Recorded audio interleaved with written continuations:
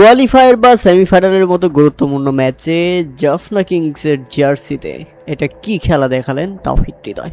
হ্যাঁ দর্শক, 4 নম্বরে ব্যাটিং করতে নেমে 21 বলেই 54, এর আগে 20 বলেই করেছেন নিজের হাফ সেঞ্চুরি, হাঁকিয়েছেন 5টি ছক্কা এবং 3টি 4-এর মার। 257 স্ট্রাইক রেটে ব্যাটিং করেছেন তাওহিদ হৃদয়।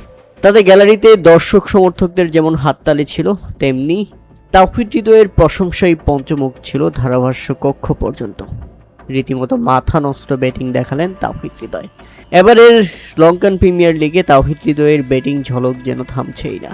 কোয়ালিফায়ারের মতো গুরুত্বপূর্ণ ম্যাচে গল গ্যালান্টসের বিপক্ষে জাফনা কিংস দাঁড় করিয়েছে নির্ধারিত 20 ওভারে 2 উইকেট হারিয়ে 242 রানের বিশাল সংগ্রহ, যেখানে 55 বলে 108 রানে অপরাজিত থাকেন কামিল মিশরা এবং 21 বলে 54 রান করে অপরাজিত থাকেন তাওহিদ হৃদয়। শুরু থেকেই মারমুখী ভঙ্গিতে খেলছিলেন তাওহিদ হৃদয় এবং শেষ পর্যন্ত দারুণ একটি ইনিংস খেলে উপহার দিয়েছেন দলকে।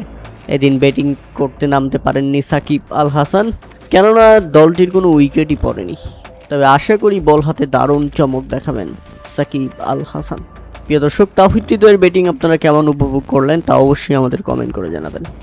বিশেষ করে বাংলাদেশের কোনো ব্যাটার লঙ্কান প্রিমিয়ার লিগে এভাবে দাপটের সাথে খেলছে, সেটা দেখতেই যেন চোখের শান্তি।